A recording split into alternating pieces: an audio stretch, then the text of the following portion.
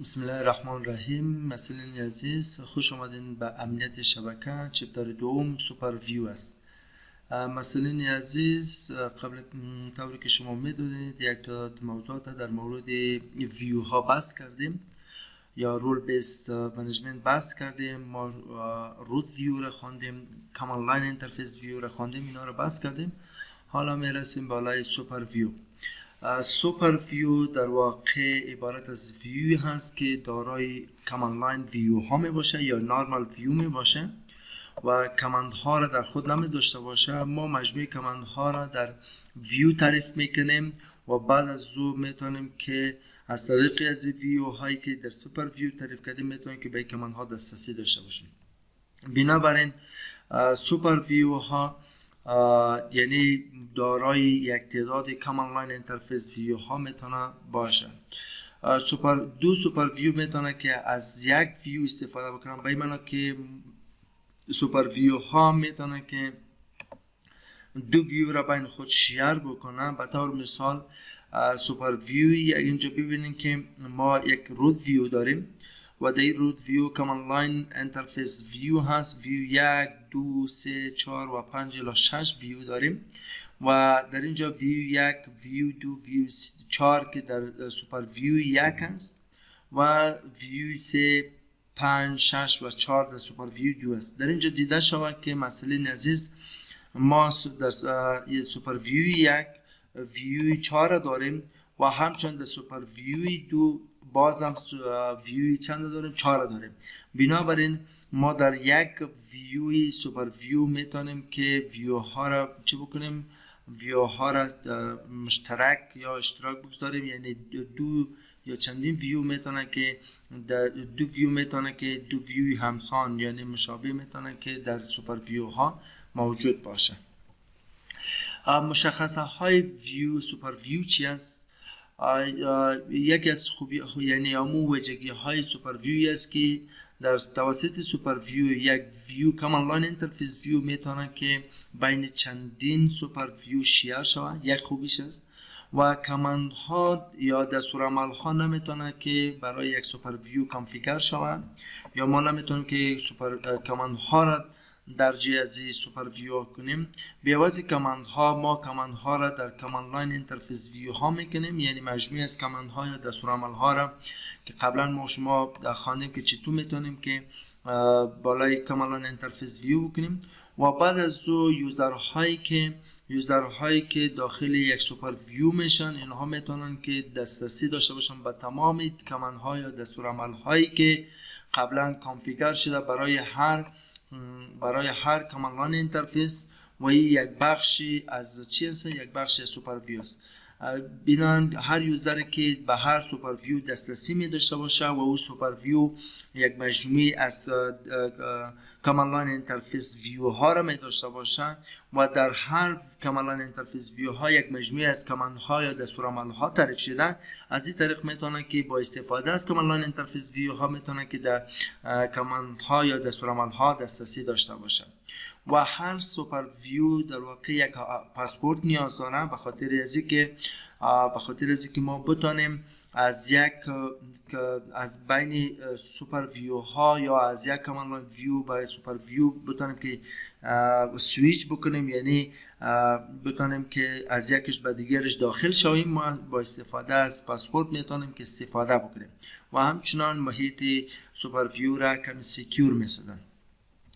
اگر یک سوپر ویو دلیت میشه، مثلا ما یک سوپر ویو داریم و او سوپر ویو یک مجموعه از کامند لاین اینترفیس ویو می داشته باشه، وقتی که دلیت میشه این کامند لاین اینترفیس ویو هایی که مربوط به سوپر ویو هست اینها در واقع دلیت نمیشن. اینها مستقیم پس ریلیشنی که دارن یا عضویتی که دارن از سوپر ویو جدا میشه و پس میرن به طرف روت ویو. چون ما تا که در روت ویو نباشیم نمیتونیم که سوپر ویو یا کامند لاین اینترفیس ویو را ایجاد بکنیم. بنابراین پس اینها اما ریلیشن از اینها مربوط میشه به روت ویو، پس از سوپر ویو میره به روت ویو قرار میگیره و دلیت نمیشن، از بین نمیرن. چطور میتونیم که یک سوپر ویو را کانفیگر بکنیم؟ به خاطر کانفیگریشن کردن یک سوپر ویو ما بعد از پارسر ویو کماند یا کلمه کلیدی سوپر ویو را اضافه میکنیم یا این پارامتر اضافه میکنیم. میتونیم که یک سوپر ویو را جنریت بکنیم. وقتی که جنریت کردیم در اینجا باید از ما پسورد میخواد. پسورد باید بعد از اون ویو ها را میتونیم که چی بکنیم؟ اد بکنیم. در اینجا ببینیم که پارسر ویو نشته میکنیم و نامی از نام میتیم بعد از سوپر ویو. اینجا سوپر ویو میگیم به این معنی که ما اینمی ویو که نام دادیم، مثلا ویو یوزر از ویو وریفای است، یک ویو نام میتیم. باز اینمی که کلمه کلیدی سوپر ویو را که دادیم این من حیث سوپر ویو شناخته میشه، مورد قبول میشه. و بعد از اینکه کار کردیم باید به خاطر از اینکه ما به شکل پروتک یا محافظت شده یا به شکل امن بتونیم که به سوپر ویو دسترسی داشته باشیم، بعد پسورد چی بکنیم بدیم. به خاطر پسورد دادن داخل ویو که شدیم، یعنی داخل سوپر ویو این کار که کردیم داخل سوپر ویو میشیم. و وقتی که داخل سوپر ویو شدیم سیکرت نشته میکنیم، چون اینجا قبلا هم گفتیم که به خاطر ایجاد کردن یک ویو ما تریپل ای نیو مدل اون نشته میکنیم. او به اساس MD5 کار میکنه. ما نمیتونیم که از پسورد استفاده کنیم، سیکرت استفاده میکنیم. سیکرت و پسورد هم میتیم، انکریپت شده پسورد هم میتیم. وقتی که این کار انجام دادیم و بعد از او مجبور هستیم که برای به خاطر از اینکه از طریق سوپر ویو به ویو ها دسترسی داشته باشیم یا به مجموعه از ویو ها دسترسی داشته باشیم، بعد از اون مجبور هستیم که کامند لاین اینترفیس ویو را به یک سوپر ویو اضافه بکنیم. کامند لاین اینترفیس ویو که وقتی که اضافه کنیم یعنی چندین ویو را ما میتونیم که در یک ویو همزمان اضافه بکنیم و همچنان ما میتونیم که بین سوپر ویو ها را شیر بکنیم. به خاطر اضافه کردن کامند لاین اینترفیس ویو ها اول داخل محیط ویو میشیم، سوپر ویو میشیم و بعد کامند ویو نیم، اما ویو نیم یا اما ویوی که قبلا ما ایجاد کردیم اما ویو را چی میکنیم؟ ست میکنیم. به این شکل در واقع ما میتونیم که ویو ها را شامل چی بسازیم؟ شامل سوپر ویو بسازیم. در اینجا ببینیم که ما ویو ها را کانفیگر کردیم. پارسر ویو یوزر، یعنی یک ویو از به نام یوزر جنریت کردیم و این چی است؟ سوپر ویو است. سوپر ویو جنریت شد. وقتی که جنریت شد بعد سیکرت پسورد یعنی پسورد میتیم و این کار که انجام دادیم اینال ویو میگم توسط کامند ویو شو ویو که یک ویوی به نام کامند لاین اینترفیس ویو هست. این شو ویو میگم.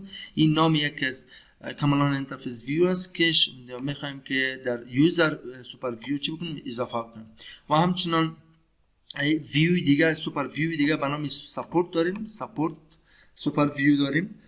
این یک پسورد میتیم سیسکو 1 و ویو را اضافه میکنیم به نام شو ویو و همچنان ویو دیگر را اضافه میکنیم وریفای ویو و باز اکسیت میکنیم. میخوایم که یک سوپر ویو دیگر داریم به نام جی آر ادمین و این پسورد میتیم سیسکو 2 و توسط دستور ویو میتونیم که ویو را اضافه کنیم، مثلا شو ویو را اضافه میکنیم، وریفای ویو را اضافه میکنیم، ریبوت ویو را اضافه میکنیم.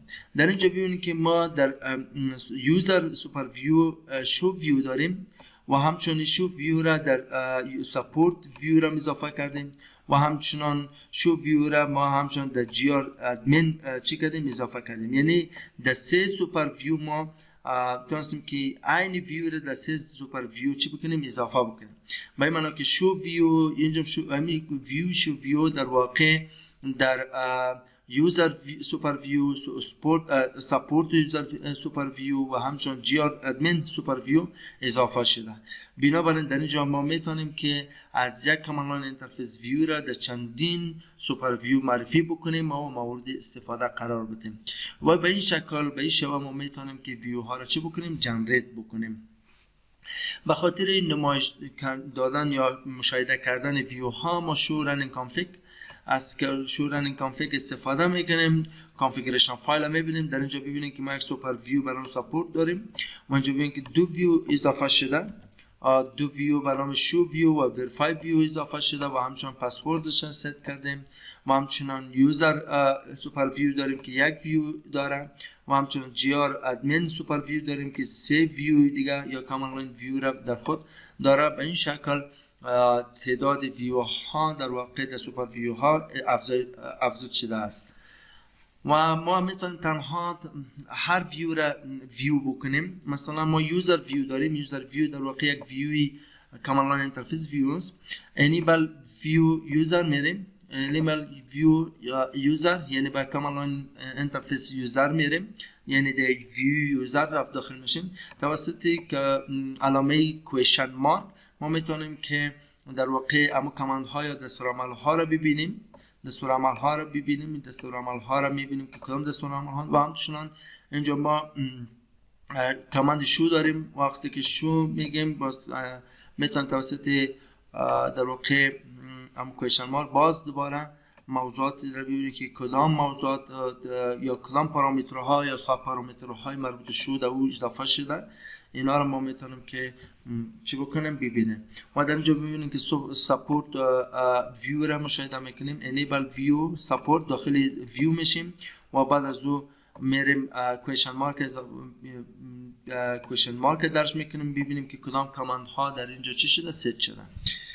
و همچنان جی آر ادمین ویو داریم. این در واقع جی آر ادمین ویو سوپر ویو نیست، این ویو است. ما سوپر ویوش هم داریم.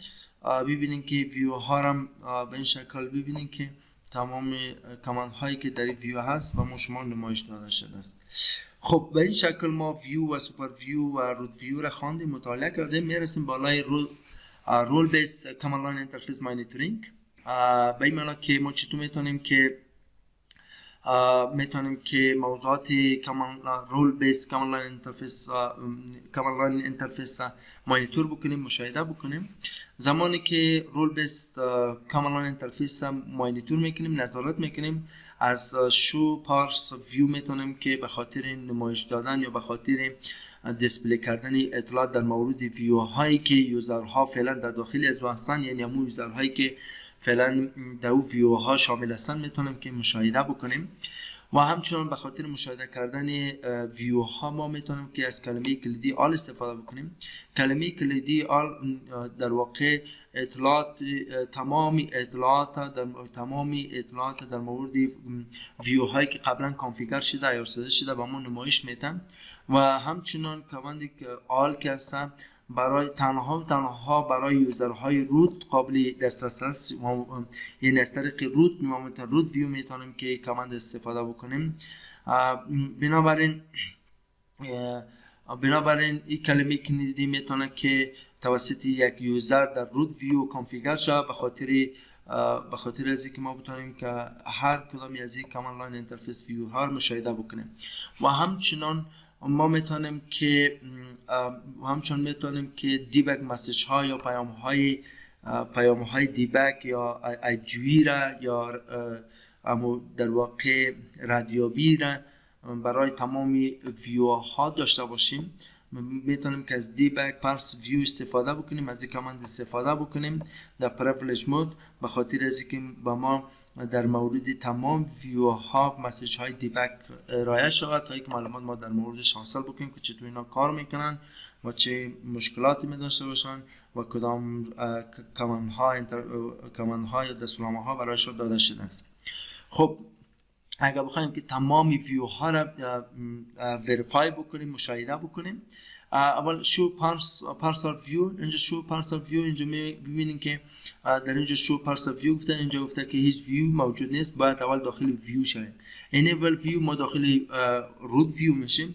وقتی که داخل رود ویو شدیم شو پارسال ویو بگیم، اینا به ما نشان میده که کرنت ویو ما چی است، روت است.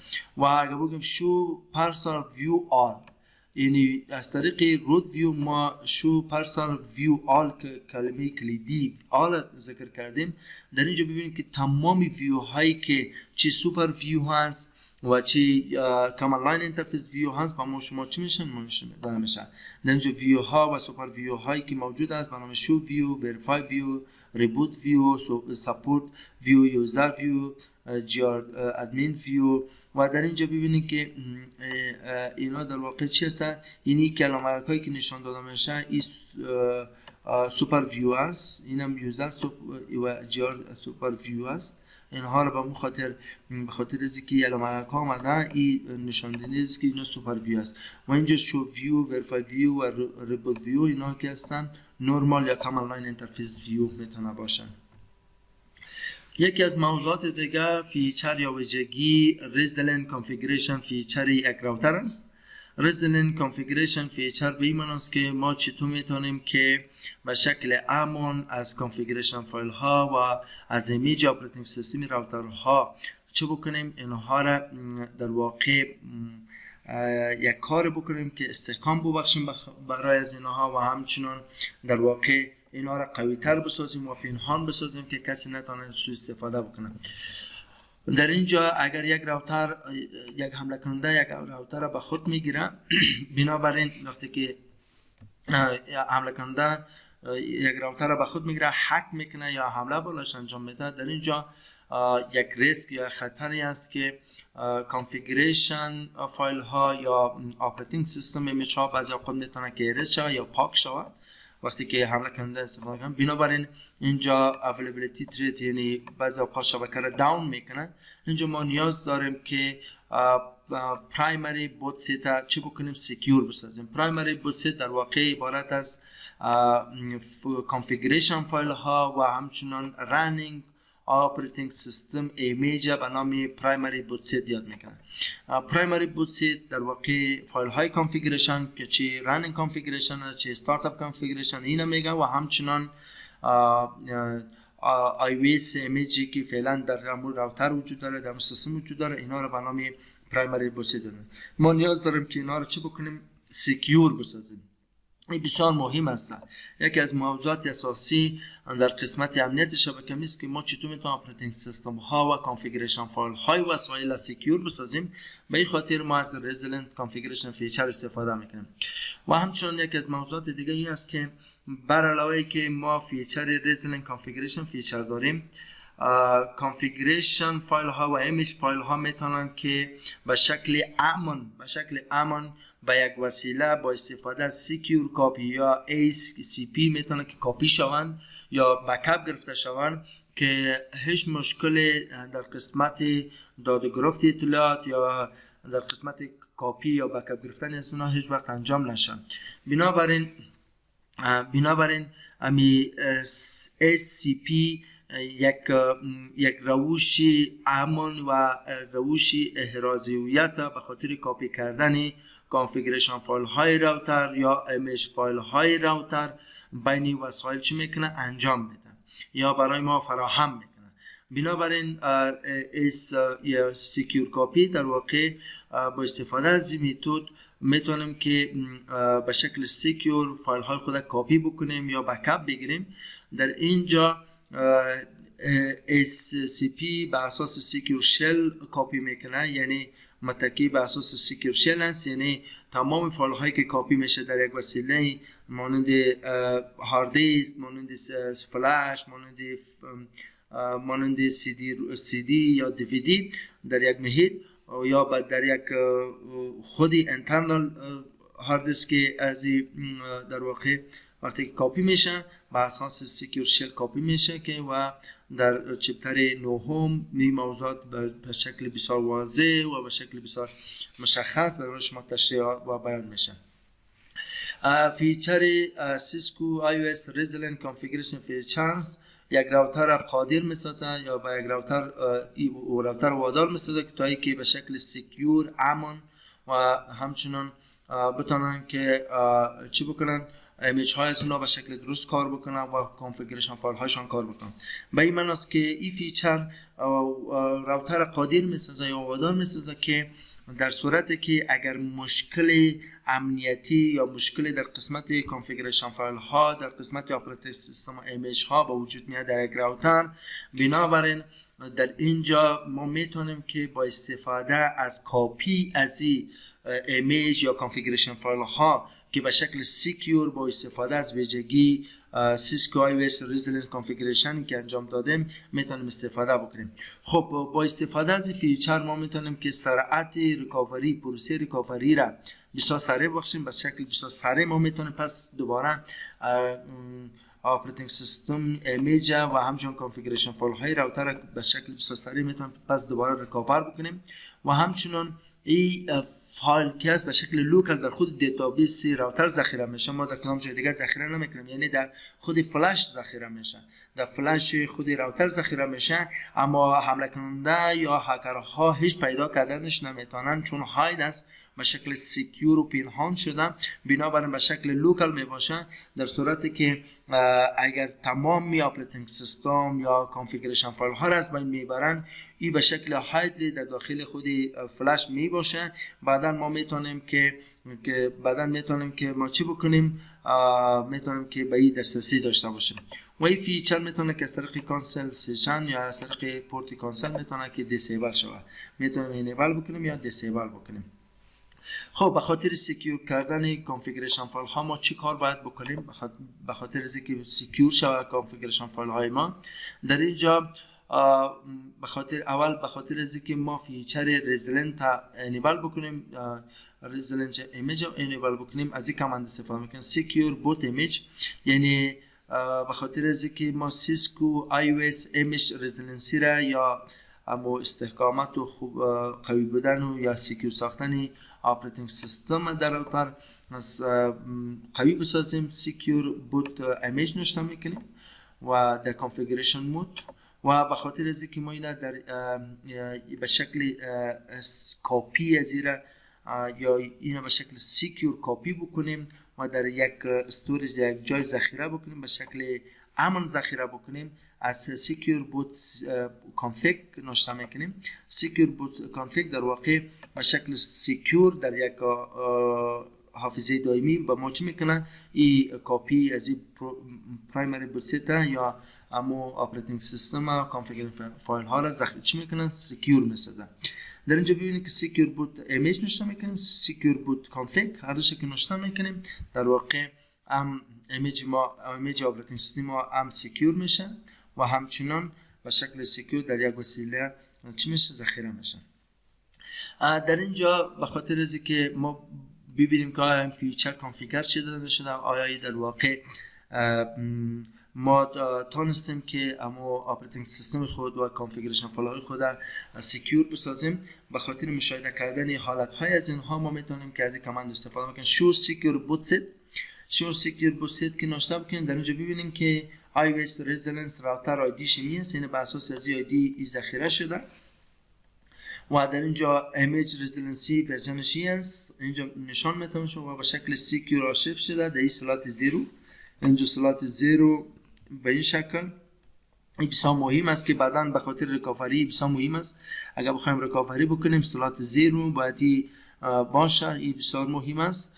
و سایز فایل میگه این قدر است و همچنان اپراتینگ سیستم کانفیگریشن رزیلنسی، یعنی کانفیگریشن فایل های ازی در واقع به اساس ورژن یا سکیور شل از کانفیگ اینی است و ما میتونیم اینم دوباره چی بکنیم، در واقع میتونیم که دوباره رستور بکنیم این معلومات ما. وقتی که این دو کامند استفاده میکنیم سکیور میشه. ما اینجا هم ایمیج اپراتینگ سیستم رزیلنس ساختیم و همچنان ما کانفیگریشن فایل ها را رزیلنس ساختیم که هر دویش در واقع سکیور شده. خب به خاطر از اینکه وقتی که سکیور شده، چطور زمانی که اگر یک مشکلی در قسمت اپراتینگ سیستم یا در قسمت کانفیگریشن فایل ها رخ بده، در اینجا ما مجبور هستیم که سکیور کانفیگریشن فایل را ریکاور بکنیم. چطور میتونیم که ریکاوری بکنیم؟ زمانی که یک راوتر وقتی که یک حمله صورت میگیره یا که مشکل پیدا میشه باشه، ما میتونیم که چی بکنیم، ریکاور بکنیم. ما مجبور هستیم که اول ریلود بکنیم راوتر و بعد از پروسیجر ریکاوری را شروع بکنیم. وقتی که ریلود میکنین، به خاطر از اینکه ریلود شویم ما در محیط خود پرامپت نمیاییم، باید در قسمت مود رمان بریم، در قسمت رمان داخل میشیم که وقتی که در قسمت رمان داخل شدیم از دیار استفاده میکنیم، اول مشاهده میکنیم و همچنین بعد از دیار که استفاده کنیم مشاهده میکنیم که آیا در واقع اینجا محتوای این وسیله رو میبینیم که آیا امو سکیور بوت ست هست یا نیست. وقتی که این باشه بعد از بوت استفاده میکنیم. وقتی که از بوت استفاده کردیم میتونیم که ایمیج سکیور بوت ست ایمیج چی بکنیم، بوت بکنیم. در اینجا ببینید که رومان یک و اینجا دیار میکنیم، فایل نیم دیار میکنیم، مشاهده میکنیم که آیا واقعا محتوا هست و بعد از او بوت میکنیم. اما مثلا پارتیشن نمبر مانند اینجا که ما شما مشاهده کردید این پارتیشن نمبر است. این پارتیشن نمبر رو نشان میکنیم و اینا میگیریم.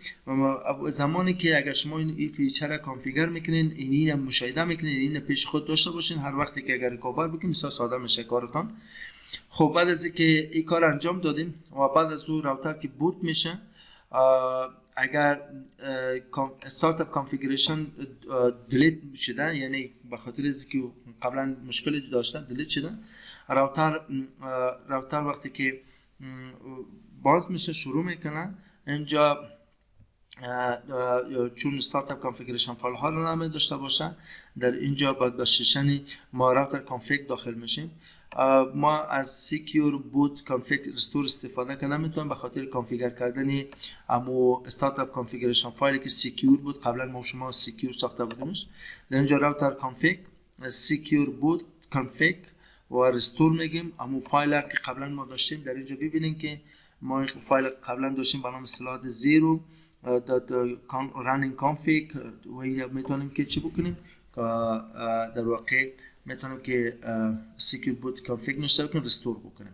در اینجا ببینیم که این مراحل انجام میدیم. در رومان که داخل شیم دیار سلات 0 میکنیم، دیار سلات 0 گفتیم و میبینیم محتوا را، اینی محتوا رو میبینیم که اینی موجود است. باز بوت میگیم سلات 0، باز این محتوایی که قبلا دیدیم اینو نشته میکنیم، این بوت انجام میشه. وقتی که بوت انجام شد خلاص شد، پس دوباره ریلود میکنیم و ما مستقیم میریم بالای راوتر کانفیگریشن و در اینجا نشته میکنیم که سیکیور بوت کانفیگ رستور سلات 0 مثلا ریسکیو داش یک فایل است و فایل هم میگیریم و اون رستور میکنیم. وقتی که رستور کردیم اینالی موصلات 0 اینه از اینجا اینی دیتای از زیر چی میکنیم به رنینگ کانفیگ چی میکنیم کاپی میکنیم. وقتی که کاپی کردیم اینی دیتایی که در اینجا هست دیتا رو میگیریم کاپی میکنیم و بعد ما میتونیم به شکل نرمال داخل چی شویم داخل سیستم شویم.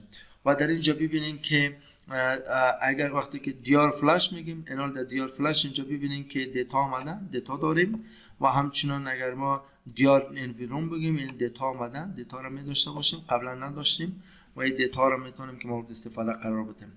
خب در این قسمت ببینیم که بازم یک مثالش داده چطور میتونیم سکیور بسازیم iOS و چطور میتونیم که استارت اپ کانفیگریشن سکیور بسازیم. در اینجا ببینید که سکیور بوت ایمیج نشته میکنیم، قبلا گفته بودیم و سکیور بوت کانفیگ نشته میکنیم. این کار انجام داده، این ارگش سکیور شد و شو سکیور بوت سیت. در اینجا ببینید که قبلا ما گفتم که مثلا در اینجا سلات پیدا بکنیم. در اینجا د فلش هست، این د فلش رفته اینجا فلش هست، این دیتا هست و همچنان کانفیگریشن رزیلنس که هست فلش اینی هست. میتونه که حالا وقتی که ما بود میکنیم حالا اینجا فلش هست و قبلا سلات بود، حالا میتونیم که فلش ببینیم مشاهده بکنیم و در اینجا میتونیم که بوت بر اساس فلش استفاده بکنیم. همچنان فلش اینا میتونیم وریفای بکنیم که آیا در واقع اپراتینگ سیستم ایمیج فایل آیا واقعا فعلا هایدین است یا ای که نمایش داده میشه. در اینجا ببینید که دیار فلش میگین هیچ چه به ما نمایش نمیده، قبلا اینجا نشان میداد، اینجا ببینید که نشان میداد، حالی وقتی که این کار انجام دادیم هیچ به ما نشان نمیده. اینجا ببینید که دیار فلش هیچ چیز معلوم نمیشه، در واقع سکیور شده یا هاید شده. و همچنان میتونیم که کانفیگریشن فایل ها را وریفای بکنیم. یعنی حالا میخوایم که بوت سیت کانفیگریشن فایل ها را وریفای بکنیم. مثلا مثال ما استارت اپ کانفیگریشن رو پاک میکنم و در اینجا شو استارت اپ کانفیگریشن میگم، میبینم که چیز نیست، ریلود میکنم. وقتی که ریلود کردم پس انیبل شو سکیور، اینجا ببینیم که وقتی که ریلود کردم پس میایم انیبل شو سکیور بوت سیت، اینجا میبینیم که جمعیت چیزی موجود نیست. و در این قسمت به خاطر از اینکه ما بتونیم که استارت اپ کانفیگریشن یا بک اپ استارت اپ کانفیگریشن از سکیور آرشیو یا سکیور ایمیجی که ما قبلا گرفته بودیم توسط این رزیلنس اون در فلش که سیو است اون میگیریم و سیو میکنیم. در اینجا کانفیگریشن و سکیور بوت کانفیگ رستور میگیم، فلش آرشیو کانفیگ. اینا چی میکنیم؟ رستور میکنیم. وقتی که رستور شد، تمامش که رستور شد، باز دوباره کانفیگر ریپلیس میتونیم ریپلیس هم بکنیم. کرن رنینگ کانفیگریشن رو با آرشیو ریپلیس میکنیم. کانفیگر نشتا میکنیم، ریپلیس باز فلش آرشیو کانفیگ و به این شکل باز اینی که ریپلیس شد، اینا رو باز کپی رنینگ تو ستارتاپ. پس ما تمام موضوعات اساسی میشه و به این شکل ما میتونیم که پس دوباره به حالت اولی بر بگردیم. ما در اینجا همچون تست میکنیم که سیکیور بوت ایمیج فیچر کار میکنه. اول مثلا مثال حالی اینمی مراحل بود که آماده ساختیم که سیکیور آیویس به شکل درست آماده شود. اینا در اینجا ما فلش چی میکنیم؟ این فلش رو فرمت میکنیم. وقتی که فرمت کردیم، پس ای که فرمت شد، تکمیل شد، تمامش بازی فرمت خلاص شد. حالا ببینیم که ریلود میکنیم، دیار میکنیم. اینجا ببین در فلش چی نیست، اینجا نه هیچ چیز نداره. ریلود میکنیم. پس دوباره که ریلود میکنیم، اتومات خودش وقتی که ریلود شد از طریق اینمی iOS که ما این کاری که قبلا انجام دادیم، اینی کاری که انجام دادیم در واقع ای از چی میگیره؟ از فلش میگیره. پس دوباره از سیکیور دیتا را از فلش میگیره و به اساس از این ما میتونیم که داخل محیط راوتر شیم و کارهای خود انجام بدیم و داخل اپراتینگ سیستم شیم. موضوع دیگه ریکاوری پسورد است. مثلا عزیز چطور میتونیم که پسورد را ریکاور بکنیم؟ یکی از موضوعات اساسی همی است که بعضی اوقات پسورد ها به دست هکر میافته، یا که یک کسی سوء استفاده میکنه اینجا، یا که بعضی اوقات ما پسورد گم میکنیم. چطور میتونیم که از یادمون میره، چطور میتونیم ریکاور بکنیم؟ به خاطر اهداف یا دلایل امنیتی پسورد ریکاوری خیلی ضرورت است برای مدیران شبکه، تا اینکه به شکل فیزیکال از طریق یک کانسل که اول به راوتر دسترسی داشته باشن، تا اینکه بتونن کانفیگریشن بکنن، مدیریت بکنن، کنترل بکنن راوتر. به خاطر بسیار مهم است. به خاطر ریکاوری کردن در نخست ما پریپر دیوایس داریم. مرحله اول باید از طریق یک کانسل کیبل به راوتر وصل شدیم. وقتی که به راوتر وصل شدیم، در اینجا باید راوتر خاموش است، روشنش بکنیم. وقتی که روشن کردیم، باز بتن فشار میتیم، یعنی تا 60 سکند بتن فشار میتیم تا اینکه در محیط رومان شویم. وقتی که در محیط رومان که شدیم، بعد از اون کاری که انجام میتیم در اینجا باید کانفیگریشن رجستری ها ستینگ تغییرات بدیم. در اونجا ما میتونیم که کانفیگریشن های استارت کانفیگریشن ها رو تغییر بدیم. وقتی که در اونجا یعنی مثلا ما استارت کانفیگریشن فایلش نامش رو به نام دیگه تبدیل میکنیم، بعد از اون ریبوت میکنیم. ریبوت کردیم، در اینجا انیبل میگیم تا اینکه ما به کانفیگریشن پروموت بریم و در اون قسمت که رفتیم، بعد از اون ما استارت کانفیگریشن از انویرم کپی میکنیم به رنینگ کانفیگ. در رنینگ کانفیگ که کپی شد، بعد اونجا ما رنینگ کانفیگ شو میگیم، شو رنینگ کانفیگ. در اونجا میتونیم پسورد ها را ببینیم. وقتی که پسورد ها را دیدیم، باز میتونیم که پس دوباره داخل انیبل کانفیگریشن مود شویم و یک پسورد جدید میتونیم که ست بکنیم. وقتی که پسورد جدید ست کردیم، باز بعد از اون ما میتونیم که چی بکنیم؟ از این پسورد جدید استفاده بکنیم و همیشه از این استفاده میشه. به این شکل این روش پسورد ریکاوری است که ما استفاده میکنیم. موضوع دیگه عبارت از پروتکت کردن یا بالا بردن امنیتی دسترسی به لاین هاست، مانند اگزیلری، وی تو آی، کانسل. چطور میتونیم که بالا بریم؟ خب نخست میرسیم بالای کانسل. راوتر دسترسی راوتر بسیار مهم است که باید به شکل یعنی به شکل محافظت شده، به شکل امن از طریق کانسل، از طریق اگزیلری پورت، از طریق وی تو آی لاین پورت ما بتونیم که داخل شیم. بای دیفالت که از تمامی کانسل پورت های کانسل راوتر که است، اینها دارای هارد بریک هستند. یعنی هارد بریک سیگنال به این معنی که اینها در حدود 60 سکند یا 60 دقیقه میتونن که سیشن باز باشه از طریق کانسل پورت و بعد از اون ما میتونیم که چی بکنیم؟ بعد از اون ما میتونیم که پس دوباره لاگ اوت یا لاگ این شیم. این یکی از مشکلات ایجاد میکنه و این در واقع مشکلی اساسی را برای یوزرهایی که به راوتر وصل میشن از طریق کانسل ایجاد میکنن که وقتی که دسترسی داشته باشن تا 60 ثانیه را میتونن که تا 60 ثانیه مشکلی نباشه این سیشن باز میباشه و در واقع هر کس میتونه از این استفاده بکنه. بنابراین یک مشکل ایجاد میکنه. به خاطر از اینکه مشکل رفع شود ما نو سرویس پسورد ریکاوری میتونیم که دیسیبل بکنیم، یعنی پسورد ریکاوری میتونیم دیسیبل بکنیم. این کمان میتونه که هارد بریک سیکوینس چی بکنه دیسیبل بکنه. این نو سرویس پسورد ریکاوری به این معنی است که ما وقتی که یک سیشن باز میشه پس دوباره وقتی که لاگین میشی پس لاگین میخوای شوی پسورد میخوای پیشت. اگر نو سرویس پسورد ریکاوری بگیم وقتی که یک دفعه لاگ اوت شد دیگه هر چی که کوشش بکنی این دیسیبل میشه. با ما شما چی میکنه پسورد نمیخواه و پسورد متعهد کردن نمیتونه. این بنابراین این بسیار مشکل است. این کامند همیشه این کامند در اپراتینگ سیستم های سیسکو چی است هایدین است. باید در نظر بگیریم که تمامی دسترسی بر رومان دیسیبل میشه، یعنی ما نمیتونیم دیگه در محیط رومان شویم اگر ما نو سرویس پسورد ریکاوری نوشته بکنیم. و همچنان به خاطر ریپیر کردن راوتر ما باید یک نیو سیسکو iOS ایمیج یا یک فلش سیم یا یک پی سی ام سی آی کارت یا از یک ریتون تو راوتر سیسکو باید بگیریم. به این معنی است که ما وقتی که این نو پسورد سرویس ریکاوری بگیم ما دیگه از اون اپراتینگ سیستم داخل شده نمیتونیم، استفاده کردن نمیتونیم.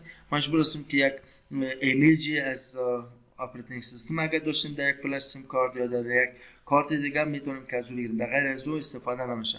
و برای شما این خوب است که ما هیچ وقت نو پسورد ریکاوری استفاده نکنیم و تنها در کارهای عملی بعضی اوقات نیاز می باشه در جاهایی که خیلی امنیت اونجا بسیار مهم است و حملات زیاد است مهم است، اما در لب ها در جای پرکتیکال یا عملی که کار میشه یا پروژه های کار میشه مورد استفاده باید قرار نگیرن. اینجا ببینید که نو پسورد ریکاوری نوشته بکنیم، نو پسورد ریکاوری یس بگیم شورن. اینجا ببینید که تمام سرویس ها داون شدن، هیچ چیز به ما نشان نمیده. رانینگ کانفیگ اینجا ببینید که تمام چیزها ما نمیتونیم که دسترسی داشته باشیم. اینجایی که پسورد ریکاوری فانکشنالیتی دیسیبل شده، کل چیز دیسیبل میشه و دسترسی بسیار مشکل میشه به اپراتینگ سیستم خود راوتر. مثلا عزیز موضوع دیگه سکیورینگ منیجمنت اند ریپورت فیچر است. اینا را در جلسات بعدی مورد بحث قرار میدیم. فعلا خدا حافظ نازتون، روزتون خوش، بخیر باشین.